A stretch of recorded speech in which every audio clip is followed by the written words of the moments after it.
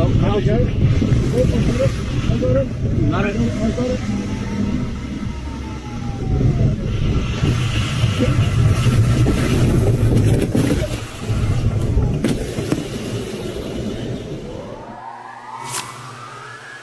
How's it going, everybody? Welcome back to MojoGrip. Mike here. As you saw in the previous video, you saw a glider pilot fly into the clouds, and it didn't end very well. So this gives an opportunity to talk about a topic that we've discussed somewhat on the channel before, but it's important that we discuss again. It's called spatial disorientation.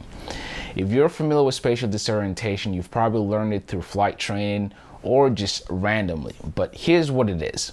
Spatial disorientation is when your body has a miscommunication with the environment that it's in. That's the simplest way to put it. And this is especially dangerous because it can happen to anybody, meaning any pilot. It doesn't really matter your experience. And naturally, the human body is able to maintain its position when it's on the ground. So think about it. When you're just walking, right? You're just walking on the ground. Your body is used to that. Your body is used to being able to be on the ground. But when you're suspended a couple of 1,000 feet in the air or 100 feet in the air, your body is not necessarily used to that because you have different forces coming at you. And this is what opens the door for spatial disorientation. And generally speaking, as a pilot, when you're flying along, especially when you're flying from, say, visual reference and you fly into IMC, or you fly into a position where you cannot see what's outside of you, aka you fly into the clouds, then naturally your brain is going to have conflict, okay? Because here you are, your brain is already used to being able to see around you, and that way you're able to tell what your position is in reference to the air that you're flying in. And then all of a sudden you fly into the clouds and your brain is not able to see outside anymore. All you see is just a bunch of whoosh gray or white color. And so naturally there will be a conflict. And so when that conflict happens, that's what you refer to as spatial disorientation. And unfortunately, many pilots, even experienced pilots, are very vulnerable to this happening. Again, because it's just simple, basic human error. And so let's go back to this video.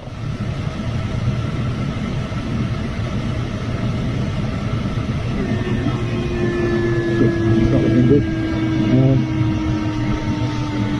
go down, keep the crowd on it.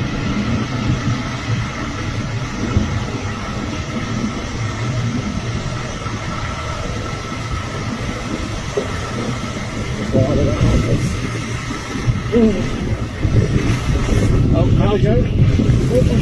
I got it. Got it? I got it.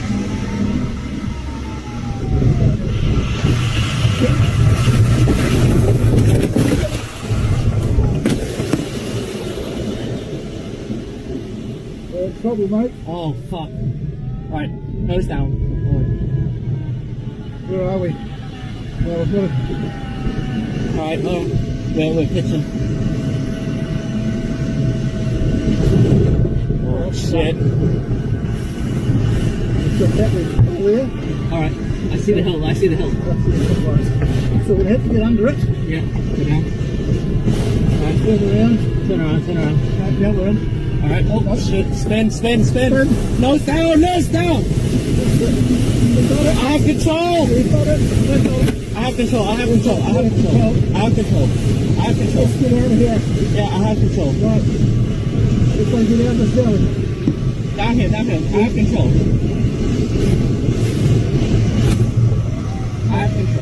So what you see happening here, what's likely happening here actually, is you have this glider pilot probably went from visual reference and into the clouds, and he looks comfortable in the clouds.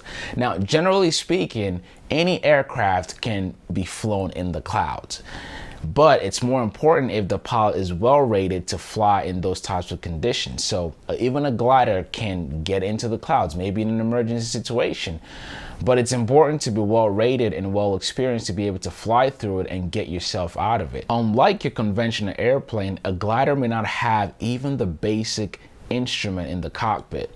For example, an artificial horizon may not be available in the glider. An artificial horizon normally will help you tell what position that aircraft is in reference to the air that it's flying in. And as you see here, the pilot sort of seems comfortable flying in the clouds.